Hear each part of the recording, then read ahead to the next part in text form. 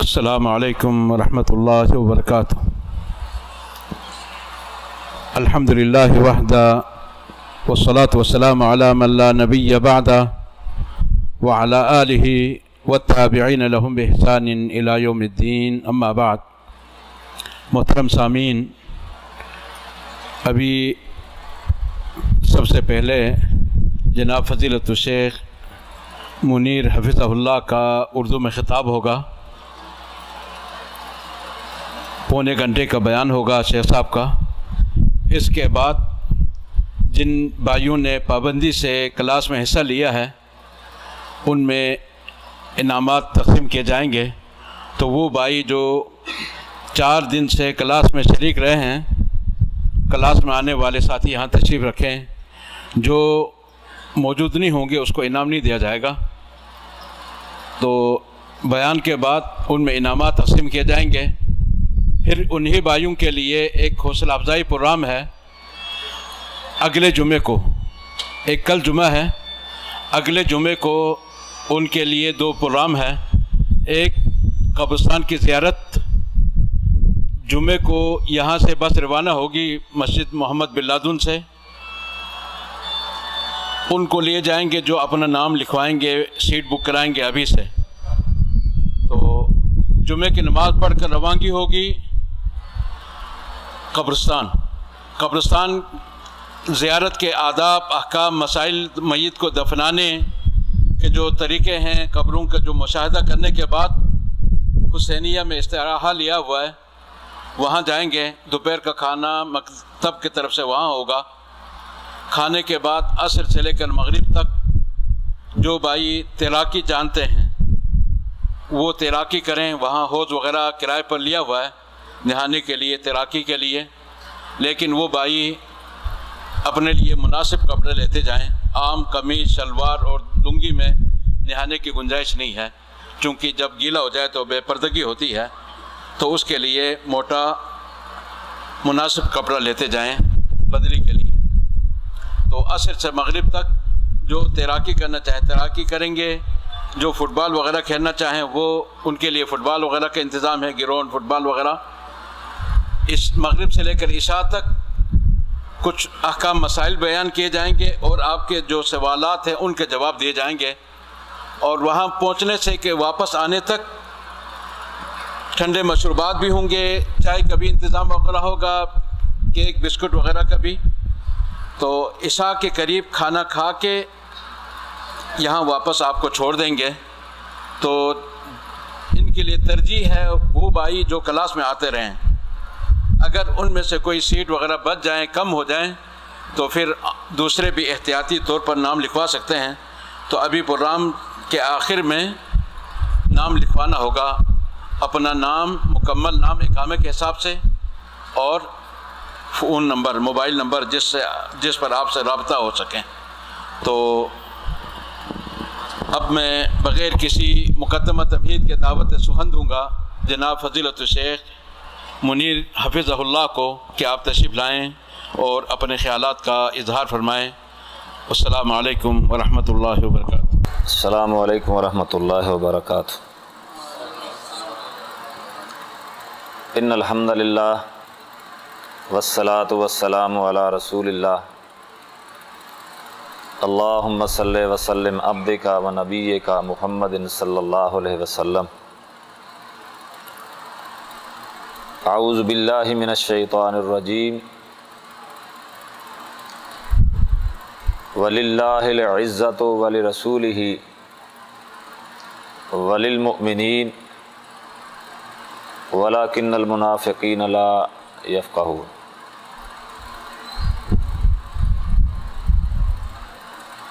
محترم سامعین، اللہ رب العزت کی مقدس کتاب قرآن مجید فرقان حمید میں سے سورہ منافقون کی ایک آیت مقدسہ کا کچھ حصہ میں نے تلاوت کیا ہے۔ تمام قسم کی عزتیں، عظمتیں، بلندیاں، رفتیں یہ صرف اور صرف اللہ کے لیے ہیں، اور پھر اس کے رسول محمد کریم صلی اللہ علیہ وسلم کے لیے ہے، اور محمد کریم صلی اللہ علیہ وسلم کے پیروکار ایمان والے، ان کے لیے عزت و احترام ہے۔ آپ دنیا میں دیکھتے ہیں کہ یہ دنیاوی جاہ و جلال کے لیے، دنیاوی منصب کے لیے، دنیاوی زیب و زینت کے لیے، اور یہ جو ظاہری عزتیں جس کے پیچھے انسان بڑی کوشش کرتا ہے، دوڑتا ہے، تو وہ دو کرتا ہے، مجھے یہ مقام مل جائے، یہ بلندی مل جائے، یہ رفعت مل جائے، اور اس کے ضمن میں اس کی چاہت یہ ہوتی ہے کہ میرا لباس اچھا ہو، اور پھر یہ بھی خواہش ہوتی ہے کہ میرے نیچے گاڑی اچھی سے اچھی ہونی چاہیے، رہنے سہنے کے لیے بلڈنگ اچھی ہو۔ یہ انسان کی خواہشات ہیں،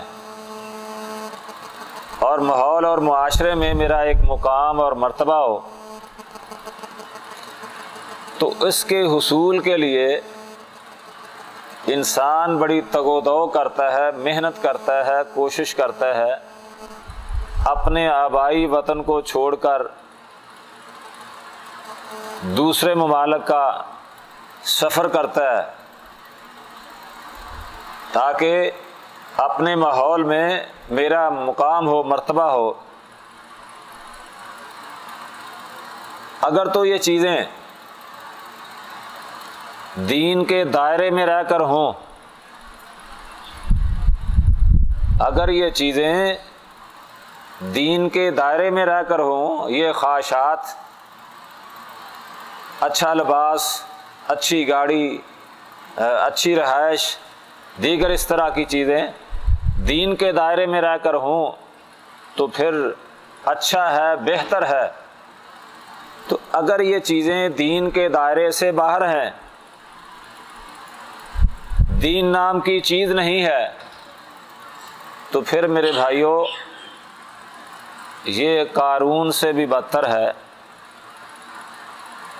حامان، شداد، فرعون، اس جیسے لوگوں سے بھی بدتر ہے۔ کیوں؟ وہ لوگ دولت کے پجاری تھے۔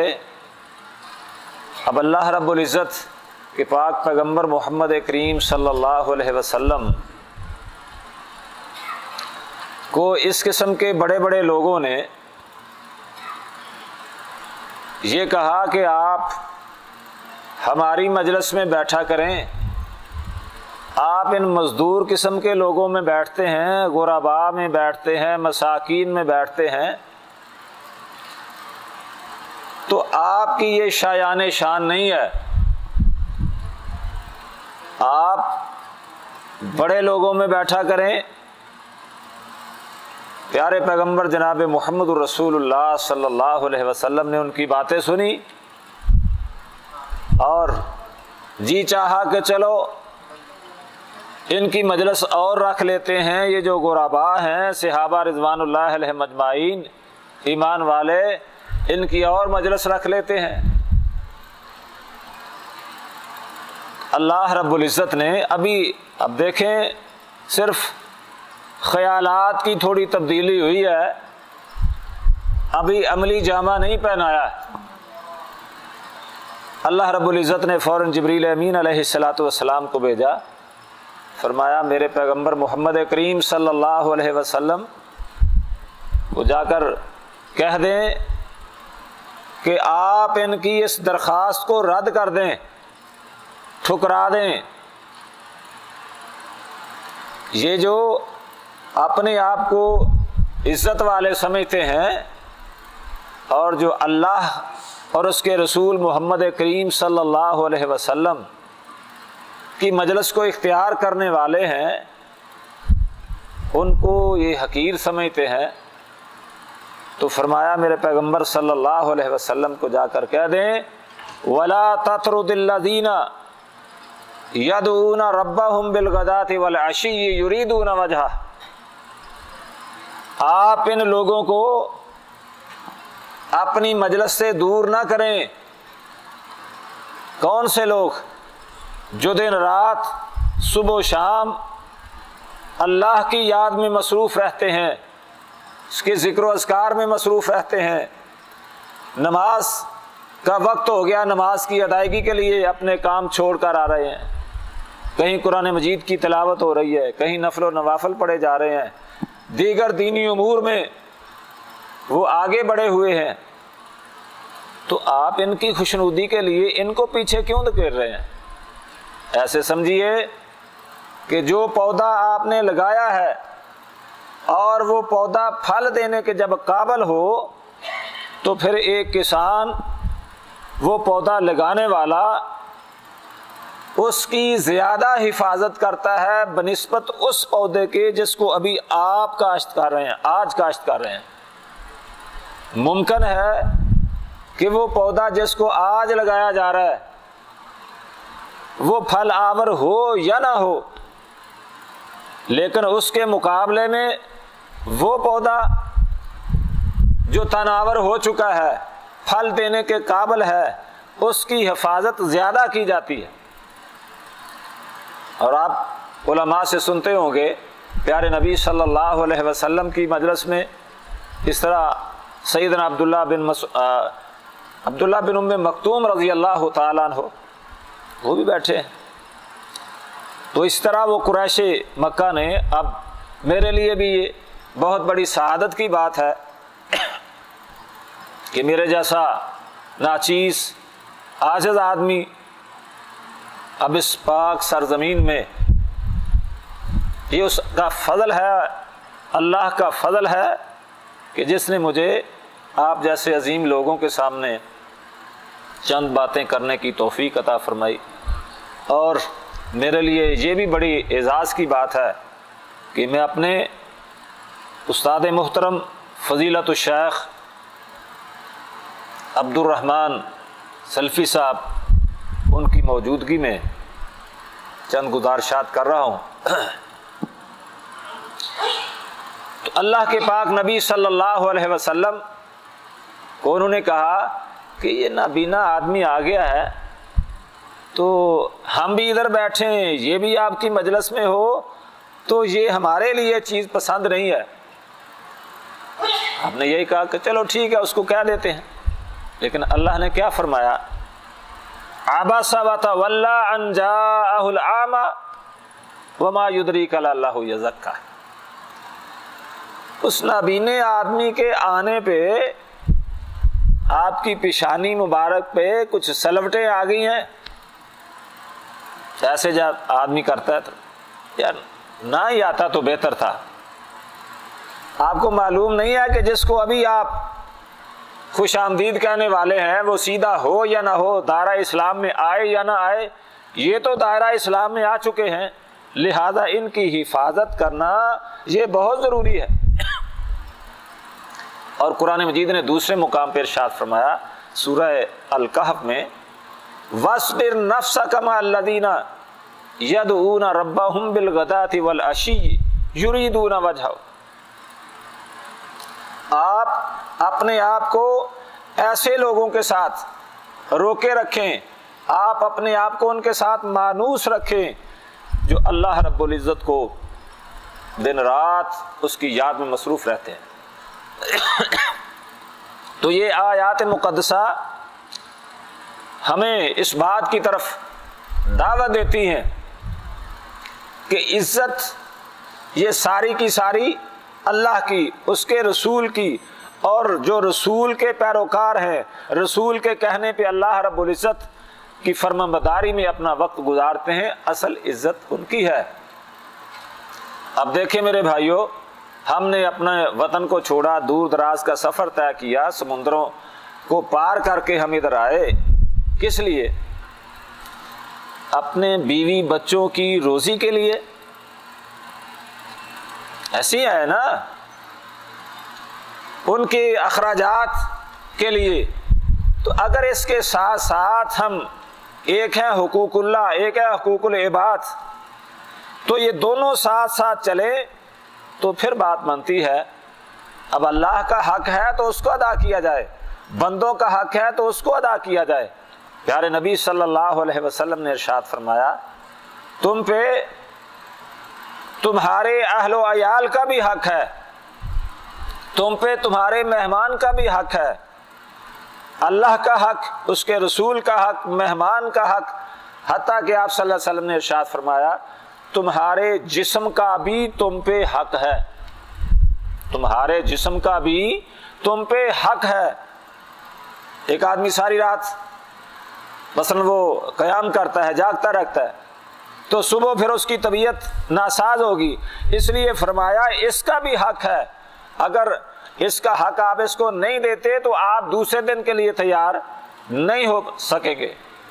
تو پیارے پیغمبر محمد رسول اللہ صلی اللہ علیہ وسلم کے یہ ارشادات عالیہ ہمیں اس طرف دعوت پیش کرتے ہیں کہ ہم جو اللہ کا حق ہے وہ ادا کریں۔ اب دیکھیں قرآن مجید فرقان حمید میں سورہ جمعہ میں ارشاد فرمایا کہ فَاسْعَوْا إِلَىٰ ذِكْرِ اللَّهِ وَذَرُوا الْبَيْعَ، جب جمعے کی اذان ہو جائے تو تم اللہ کے ذکر کی طرف جلدی کرو۔ تو اب یہ نہیں کہا کہ ٹھیک ہے شام تک فارغ رہو، فرمایا جب نماز سے فارغ ہو جاؤ تو پھر اللہ کا فضل ڈھونڈو، اللہ کا فضل تلاش کرو۔ تو اس کو فضل کہا ہے، اگر حلال طیب روزی یہ کمائی جائے اللہ کا فضل ہے۔ تو اس سے یہ پتہ چلتا ہے کہ وہ غریب آدمی، مزدور ٹائپ آدمی جو اللہ کا حق بھی ادا کرتا ہے اور بندوں کا حق بھی ادا کرتا ہے، اللہ کی نظروں میں وہ بہت محبوب ہے، بہت محبوب ہے، بشرطے کہ اللہ کا حق بھی ادا ہو۔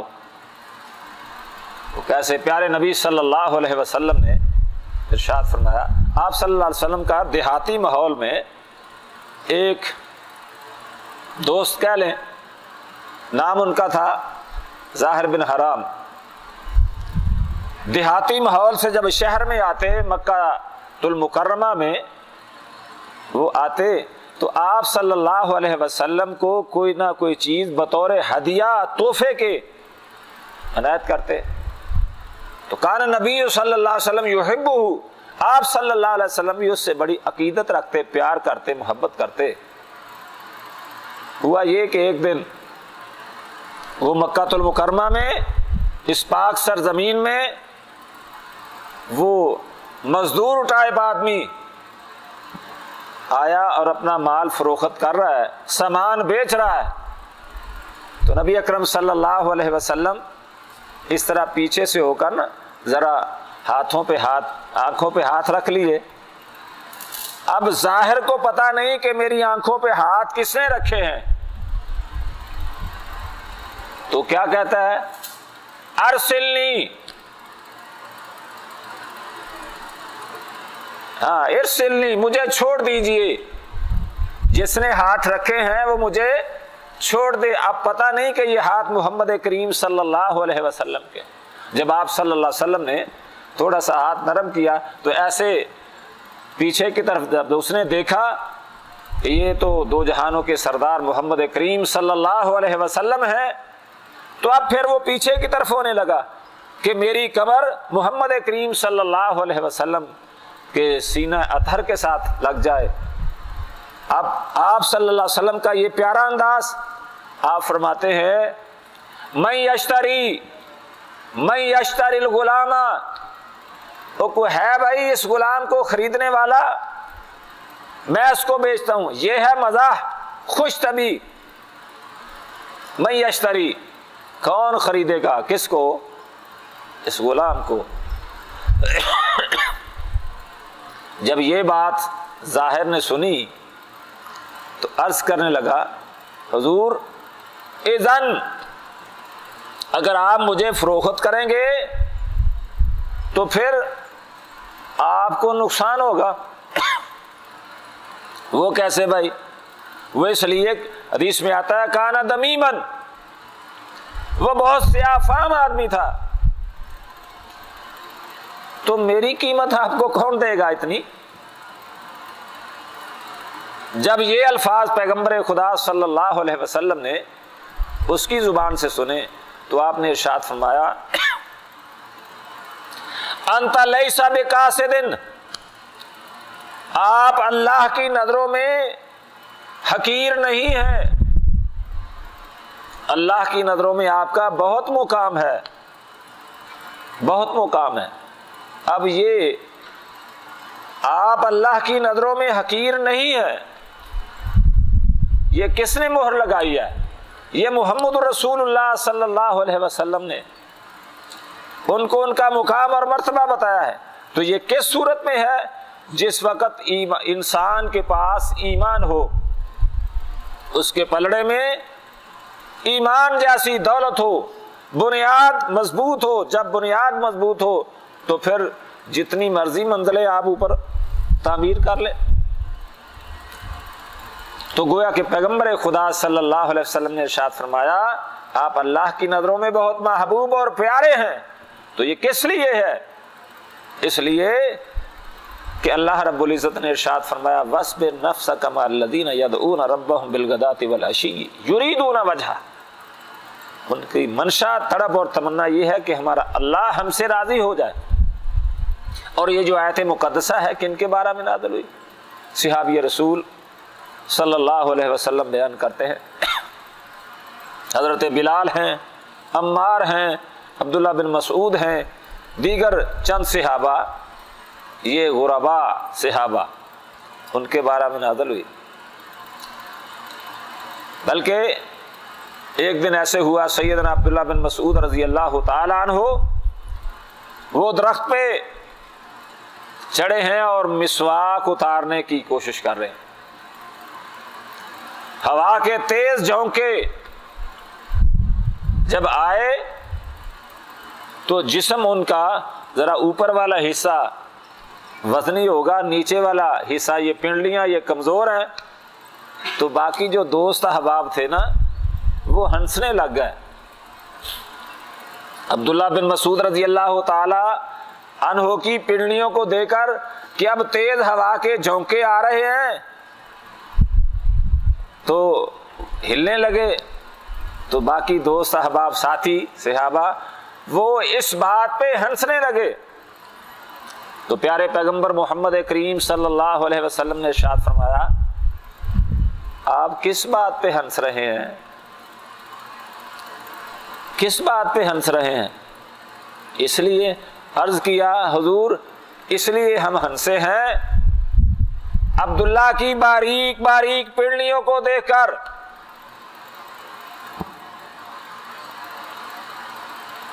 تو تبھی ہنسی آئی نا جب انسان کے دل دماغ میں تھوڑا سا مقام اور مرتبہ کم کسی کا آتا ہے۔ تو آپ صلی اللہ علیہ وسلم نے ارشاد فرمایا تمہیں کیا معلوم کہ یہ جو پنڈلیاں ہیں اللہ کے ہاں ان کا کیا قدر اور منزلت ہے؟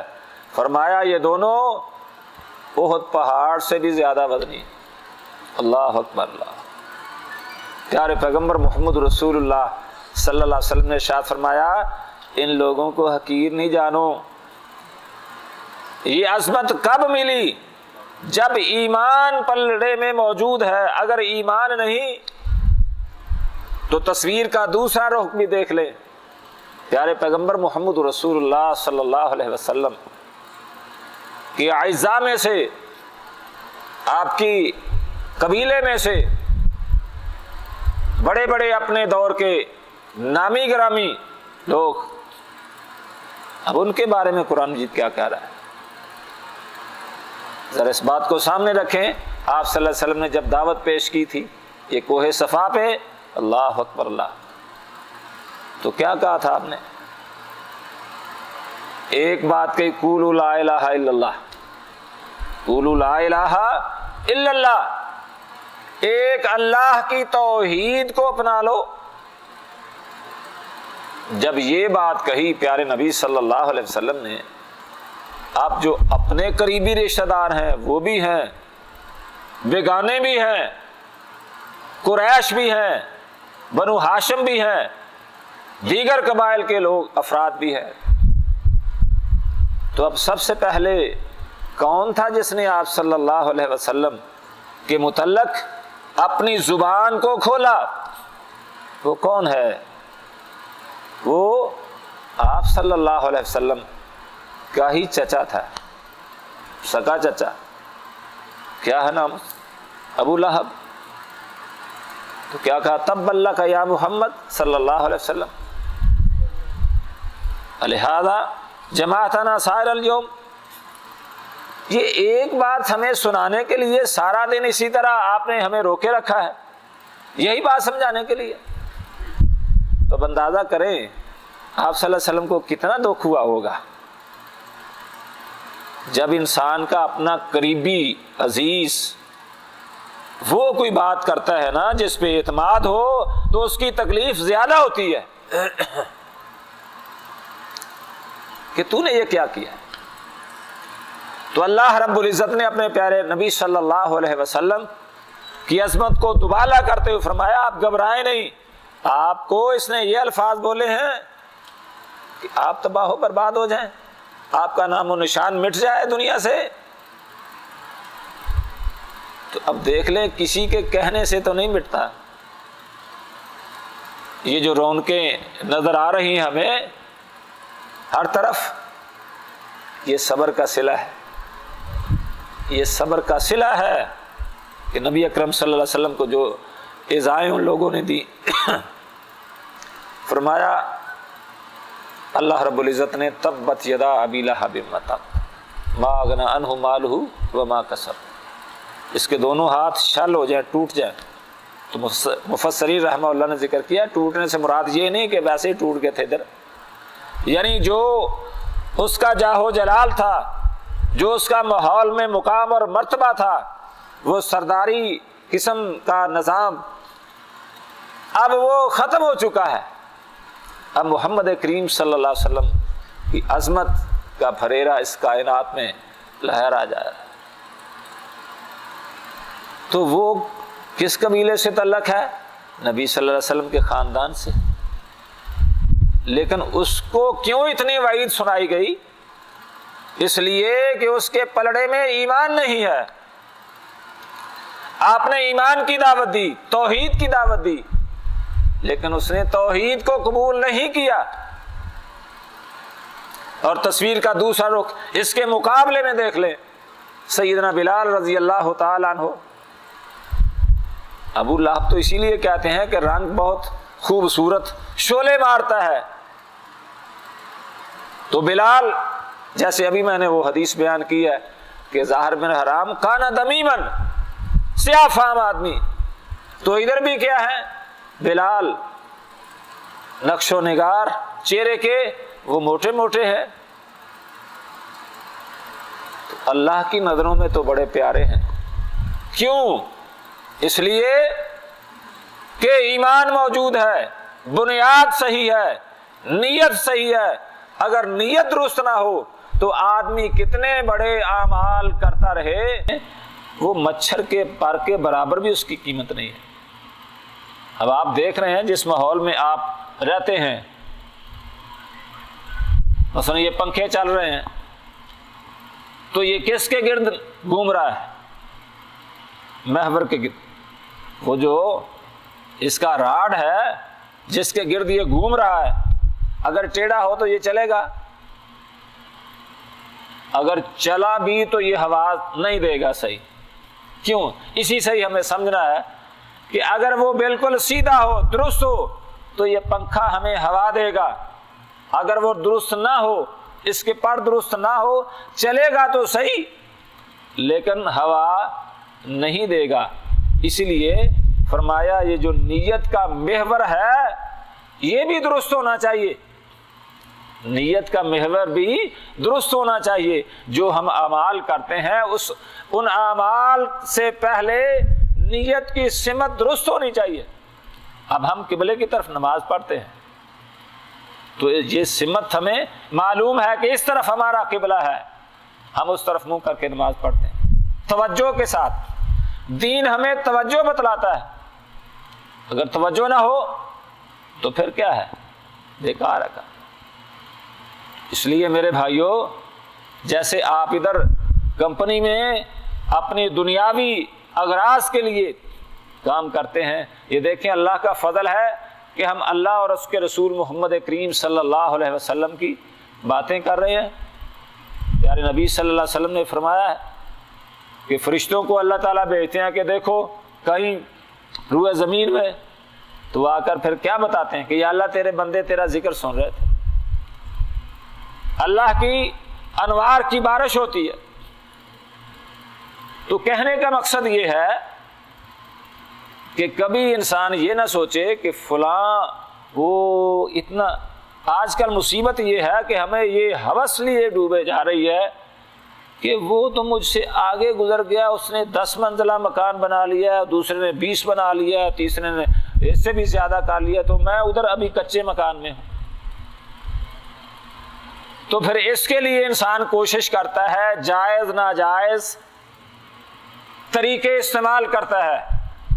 نہیں میرے بھائی، اگر ایمان موجود ہے، ایمان موجود ہے، تو اس ایمان کی موجودگی میں اگر آپ سادہ سی جھونپڑی میں بھی رہتے ہیں تو وہ محلات سے زیادہ افضل ہے۔ تو اگر ایمان نہیں ہے تو خواہ سونے کے محل میں ہو، شیشے کے محل میں ہو، وہ بالکل بیکار ہے۔ میرے سمیت کہنے والا اور سننے والا، ہمیں چاہیے کہ ہم اللہ کی نظروں میں محبوب بن جائیں، ہم اللہ کی نظروں میں محبوب بن جائیں کہ مقام اللہ کے ہاں کس کا ہے۔ کوئی بات نہیں، دنیا کی زندگی تو گزر جائے گی، 20 سال 40 سال 50 سال 60 سال جائے، لیکن آگے والی جو زندگی ہے بھائیوں، وہ نہ گزرنے والی زندگی ہے، نہ ختم ہونے والی زندگی ہے۔ تو اس کے لیے ہمیں بہت زیادہ فکر کرنا ہوگا، بہت زیادہ فکر کرنا ہوگا۔ باقی اللہ تعالیٰ نے یہ انسانوں میں مراتب رکھے ہیں۔ انبیاء کا سلسلہ دیکھ لو، قرآن مجید نے فرمایا ہے 30 پارے کے شروع میں، تِلْكَ الرُّسُلُ فَضَّلْنَا بَعْضَهُمْ عَلَى بَعْضٍ مِنْهُمْ مَنْ كَلَّمَ اللَّهُ، ہم نے رسولوں کے بھی درجے رکھے ہیں۔ اب رسولوں میں ایک دوسرے کی فضیلت، اور پھر بعض ایسے ہیں جن سے اللہ نے گفتگو فرمائی، ہم کلام ہوئے، وہ ان کا ایک اعزاز ہے، مرتبہ ہے۔ اور صحابہ میں دیکھ لیں، اللہ رب العزت ارشاد فرماتے ہیں وہ صحابہ رضوان اللہ علیہ مجمعین جنہوں نے یہ مکہ شہر فتح ہونے سے پہلے جنہوں نے اللہ کے راستے میں خرچ کیا ہے، ایک طرف وہ رکھ لیں اور ایک طرف وہ لوگ فتح مکہ ہونے کے بعد سے لے کر قیامت تک آنے والے جتنے لوگ ہیں، اگر وہ اللہ کے راستے میں خرچ کریں، اپنے مال دولت کو صرف کریں، ایک طرف وہ لوگ ہیں، ایک طرف یہ صحابہ ہیں رضوان اللہ علیہ مجمعین جو دین کی بنیاد ہیں، دین کی اساس ہے۔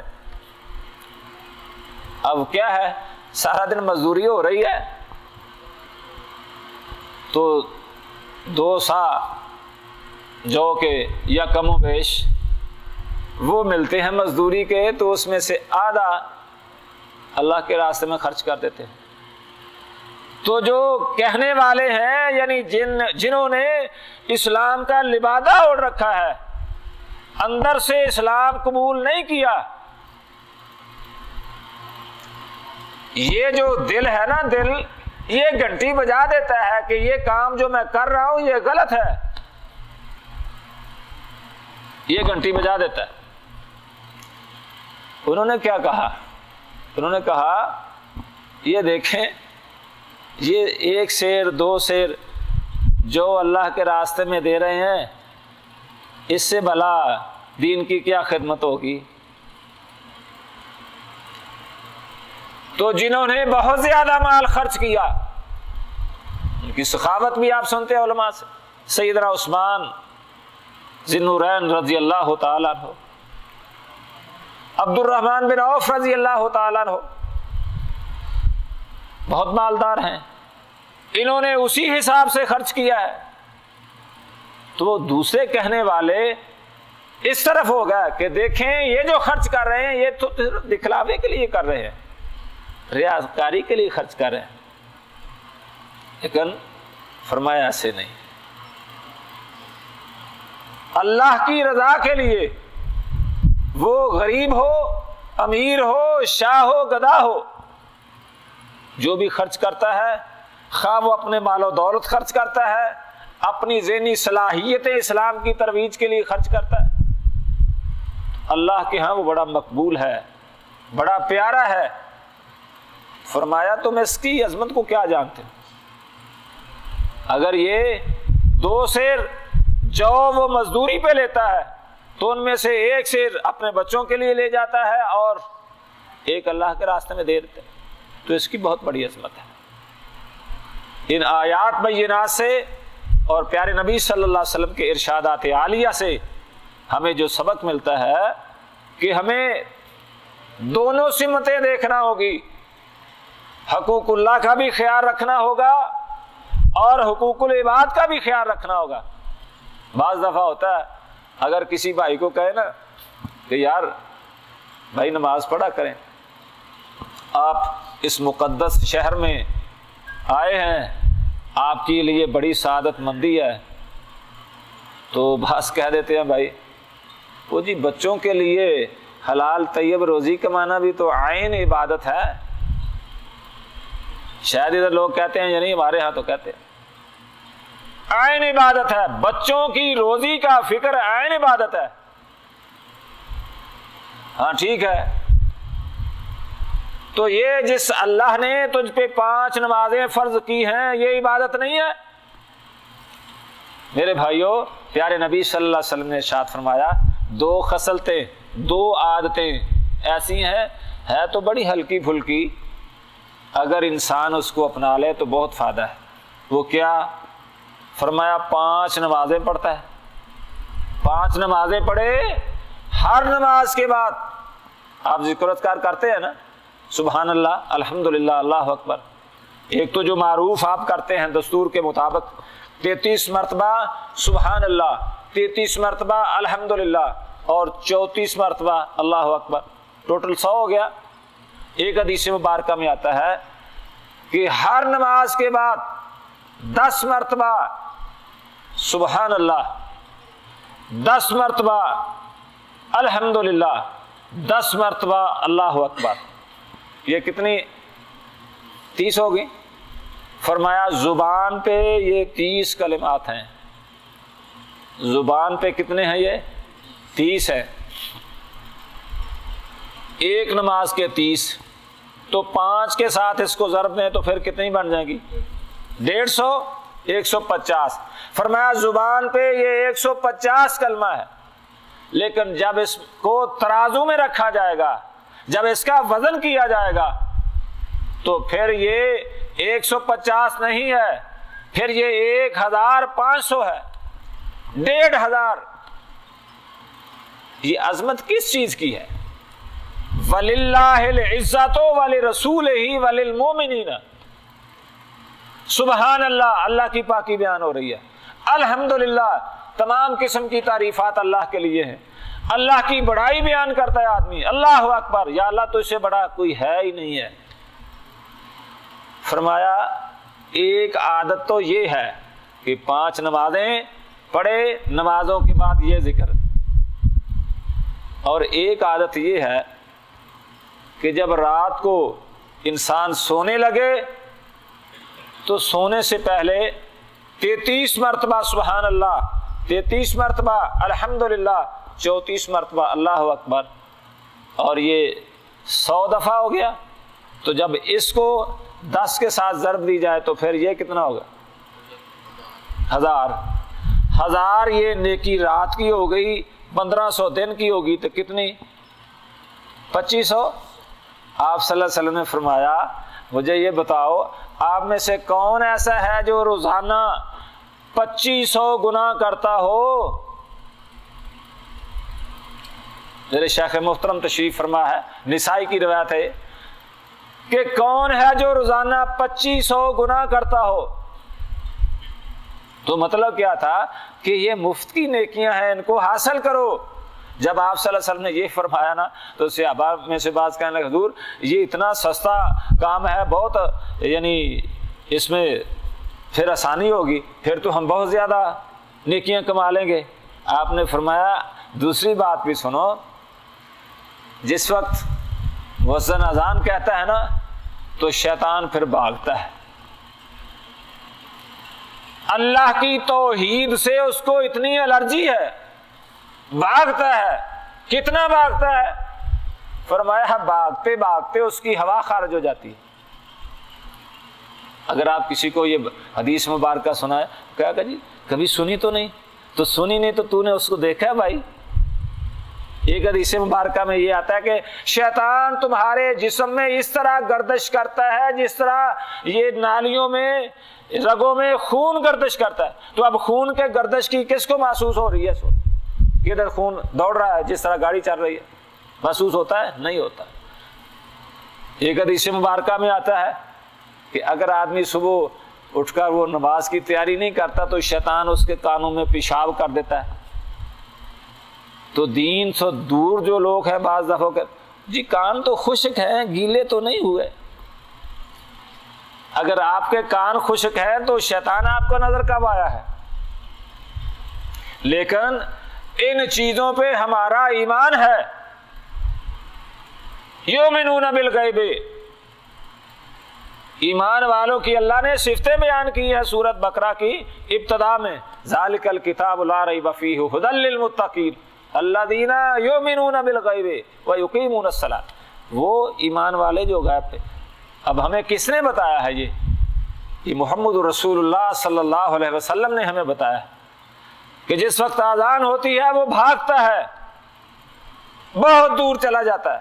کہاں تک؟ جہاں تک اس کو اذان کی آواز سنائی نہیں دیتی۔ تو جب اذان ختم ہوتی ہے پھر واپس پلٹ آتا ہے۔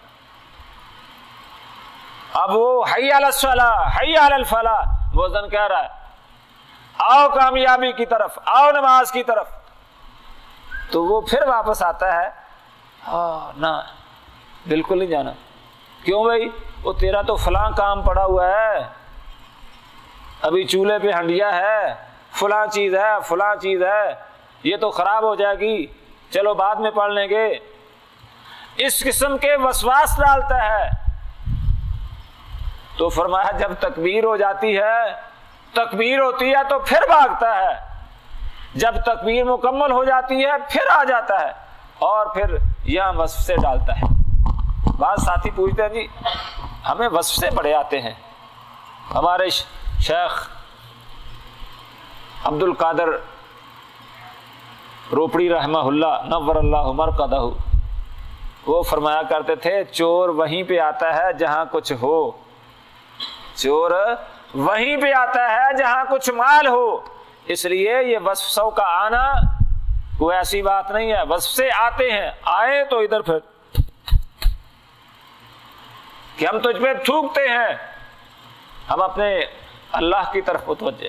فرمایا جس وقت وہ وصف سے ڈالتا ہے، اب السلام علیکم ورحمۃ اللہ، السلام علیکم ورحمۃ اللہ، بھاگم بھاگ ہو رہی ہے ایسے ہو شیخ صاحب۔ اب 33 مرتبہ سبحان اللہ، 33 مرتبہ الحمدللہ، 34 مرتبہ اللہ اکبر، اس پہ کتنا وقت لگتا ہے؟ بات صرف توجہ کی ہے۔ تو 10 مرتبہ سے کم ہے۔ ایک حدیث مبارکہ میں آتا ہے، فرمایا تم ساتھ تحلیل بھی شامل کر لیا کرو۔ تحلیل کیا؟ لا الہ الا اللہ، سبحان اللہ تو پڑھتے ہو، الحمدللہ پڑھتے ہو، اللہ اکبر کہتے ہو، تو اس میں تحلیل بھی شامل کر لو، گویا کہ 25 مرتبہ۔ اس حدیث پہ بھی عمل کرو۔ اس احادیث سے پتہ چلتا ہے یہ مخالف نہیں ہے ایک دوسرے سے، کہ اگر آدمی کے پاس اتنا ٹائم کم ہے، وہ 100 مرتبہ پڑھنے سے قاصر ہے، تو چلو 10 مرتبہ کر لیں۔ نہ ہونے سے کچھ ہونا تو بہتر ہے، نہ ہونے سے کچھ ہونا بہتر ہے۔ فرمایا میرے صحابہ، پھر وہ آ کر وصف سے ڈالتا ہے، تو پھر آدمی اس نیکی سے محروم ہو جاتا ہے. اچھا یار کر لوں. تو جب سونے کا وقت آتا ہے سارا دن انسان تھکا ماندہ ہے کام کاج کر کے, کوشش یہ ہوتی ہے کہ اچھا چلو تھوڑا سا سستا لوں, ادھر سے آنکھیں بند ہو جاتی ہیں.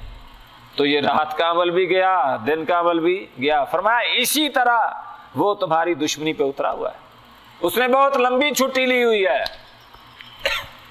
کب سے چھٹی لی ہے؟ جب سے میرے اور تمہارے باپ اور ماں کو اللہ نے پیدا کیا, اس وقت کی چھٹی لی ہے. اب پتہ نہیں کتنی چھٹی اس کی باقی ہے. کس لیے لی ہے؟ کہ میں نے ایمان والوں کو گمراہ کرنا ہے. جو تیرے راستے پہ آنے والے ہیں میں ان کو گمراہ کروں گا, ان کو روکوں گا. نہیں بھائی اس طرف نہیں جانا ہے, تیرے تو ابھی بہت زیادہ کام ہے, تو ادھر مسجد میں جا کر کیا کرے گا؟ نہیں میرے بھائی, ادھر آنے میں خیر ہے, مسجد میں آنے میں خیر ہے, خیر ہے, خیر ہے. اللہ سے بڑا کون ہے کوئی؟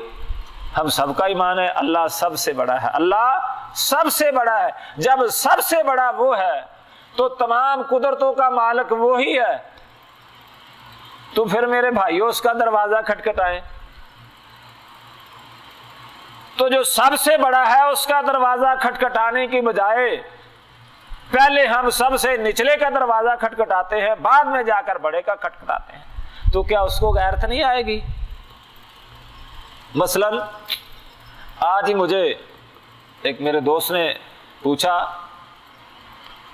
کہ شیخ پیچھے بچوں میں کس کو چھوڑ کر آئے ہیں؟ میں اور میری اہلیہ الحمدللہ یہ اللہ کا فضل ہے, یہ عمرے کی سعادت کے لیے آئے. تو بچوں میں کس کو چھوڑ کر آئے ہیں؟ میں نے کہا اللہ کے سپرد کر کے آیا ہوں. تو کہنے لگا آپ نے تو وہی بات کی جو ابراہیم خلیل الرحمن علیہ السلام کی زوجہ محترمہ نے کی تھی کہ آپ ہمیں کس کے سپرد کر کے جا رہے ہیں؟ تو انہوں نے کیا جواب دیا؟ تمہیں اللہ کے سپرد کر کے جا رہا ہوں. بات اصل میں یہی ہے. میں نے کہا سب سے پہلے اللہ کی سپرد ہے, بعد میں یہ جو سلسلہ ہے کہ فلاں ان کے پاس ہے, فلاں ان کے پاس ہے. آج ہماری صورتحال یہ ہے ہم پہلے دوسروں کے سپرد کرتے ہیں. مثلا مسجد میں طلباء پڑھتے ہیں, کوئی آدمی دیہات سے یا شہر سے اپنے بچے کو مسجد میں قاری صاحب کے پاس بھیجنے آئے تو وہ کیا کہتا ہے؟ قاری صاحب خیال رکھا جائے. پنجابی سمجھ آتی؟ ایک قاری صاحب تہاڈے سپرد بچہ چھڈ کے جا رہے ہیں, یہ غلط ہے.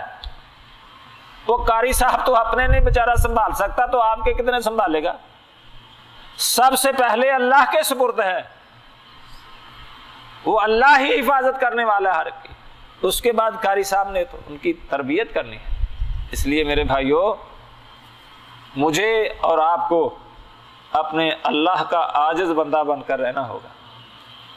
اگر عاجز بندہ بن کے رہیں تو عزت ہی عزت ہے, عزت ہی عزت ہے اللہ کے فضل سے انشاءاللہ. میرے وہم و گمان میں بھی نہیں تھا کہ مجھے یہاں تک اللہ سعادت مندی عنایت فرمائیں گے, یہ صرف میرے اللہ کا فضل ہے. تو آئیے ہم اس اللہ کے فضل کو تلاش کریں, یہ دنیا کے پیچھے مت بھاگیں, یہ ملنی ہی ملنی ہے. اگرچہ روایت و سندن کمزوری ہے.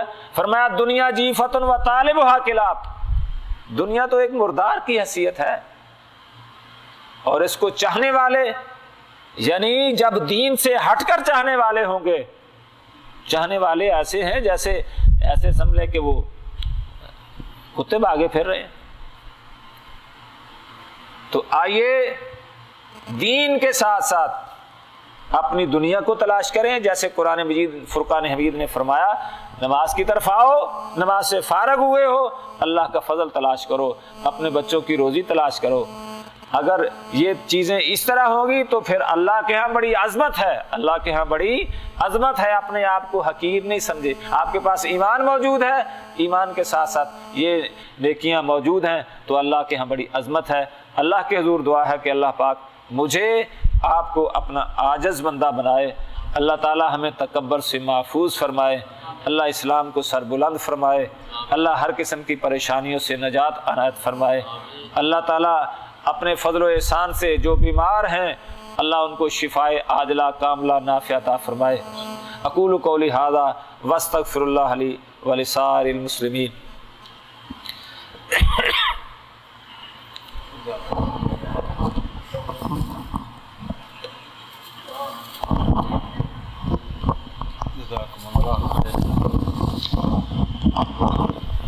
السلام علیکم ورحمۃ اللہ وبرکاتہ۔ سامعین محترم، یہ تھے جناب فضیلت الشیخ منیر حفظہ اللہ ان کو اس بہترین بیان پر جزائے خیر دے اور ہمیں اللہ رب العزت پر اعتماد، توکل، بھروسہ کرنے کی توفیق دے۔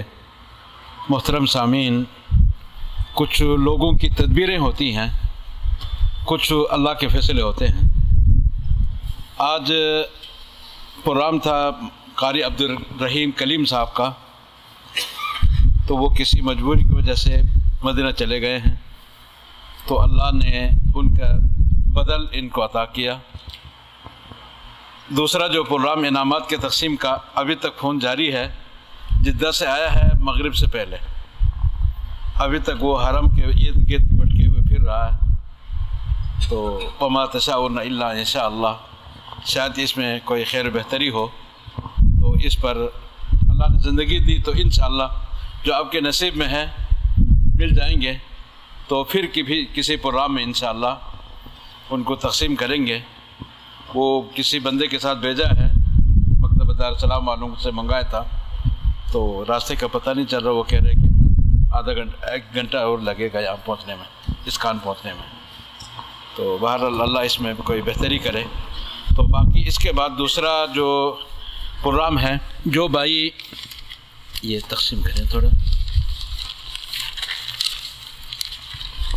جمعے کے پروگرام میں جو جانا چاہتے ہیں وہ اپنے نام پر ٹک مار کرائیں۔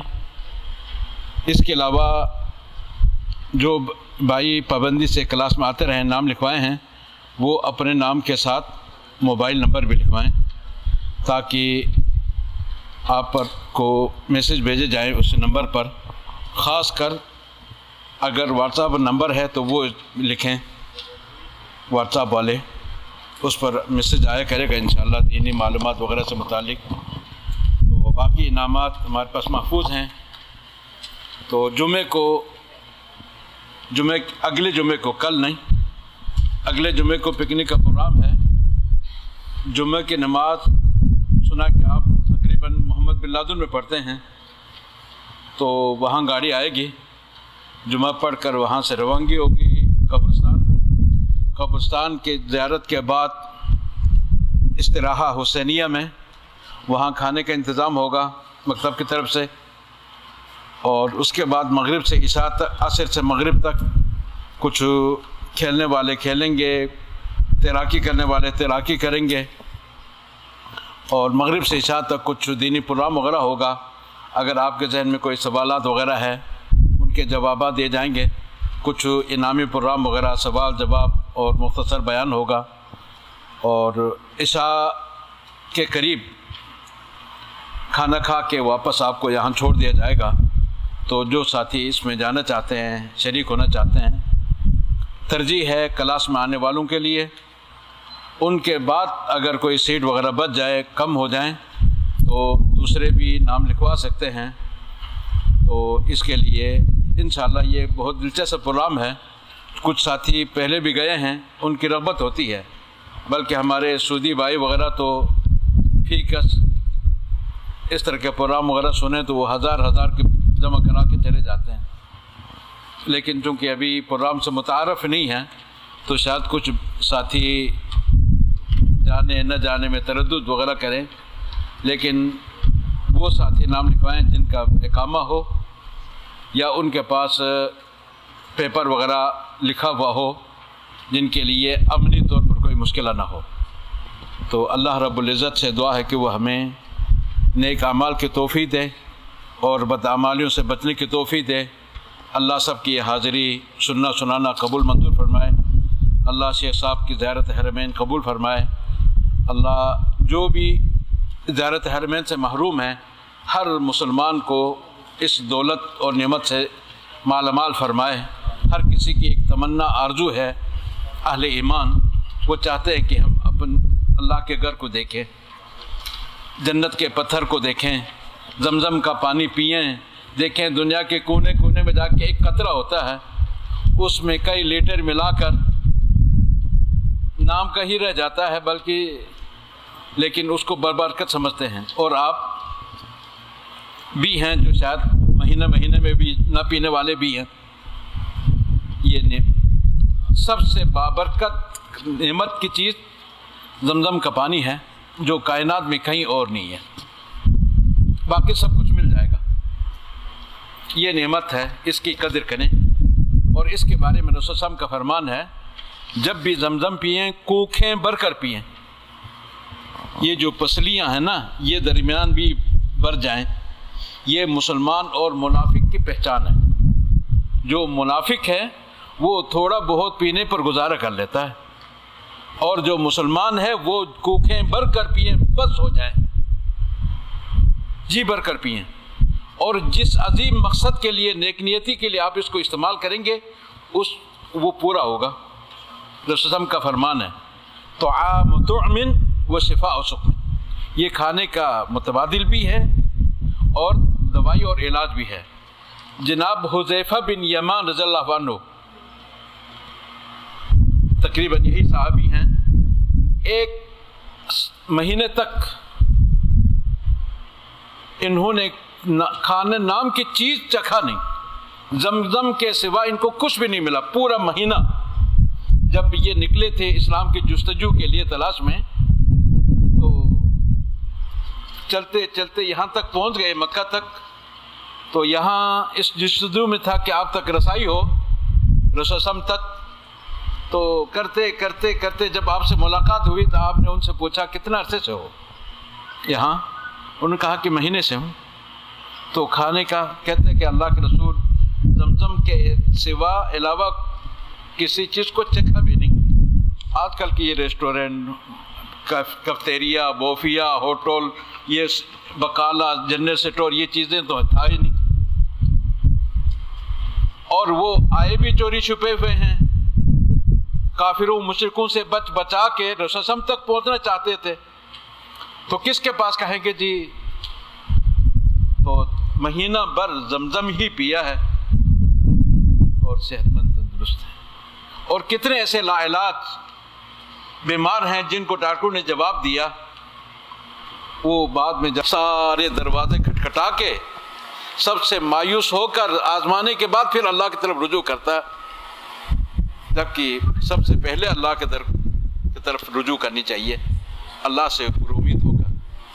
تو ڈاکٹر حیران ہوتے ہیں کہ جی وہی ہے, یقین نہیں کرتے. تو اس میں یہ چیز ہے, نعمت ہے. اور روحانی غذا کے لیے حرم میں جو نمازیں ہیں, حرم کے جو دروس وغیرہ ہیں, یہ روحانی غذا ہے. واللہ آپ بھی جانتے ہیں, آپ کے جو ساتھی وغیرہ جن کا یہاں سے ٹرانسفر ہو جاتا ہے وہ روتے ہیں. وہاں کیا رونق تھی, کیا اچھا انتظام تھا, ایمان, جسمانی, روحانی سب غذا مل جاتے تھے. اب ہم بیان وغیرہ کے لیے ترستے ہیں, کوئی بیان سننے کو مل جائے, کوئی لٹریچر وغیرہ مل جائے, میسر نہیں آتا. تو نعمت کے چھن جانے سے پہلے نعمت کی قدر کیجیے. اور کتنے ہمارے بھائی ہیں جو شاید ہفتہ بھر کام کے لیے جاتے ہیں, دنیا کمانے کے لیے, مغرب کی اذان کے بعد دوڑ لگاتے ہیں, نماز پڑھے بغیر آ جاتے ہیں.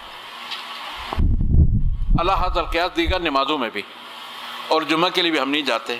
شاید مہینے 2 مہینے تک عمرہ بھی نہیں کرتے ہیں.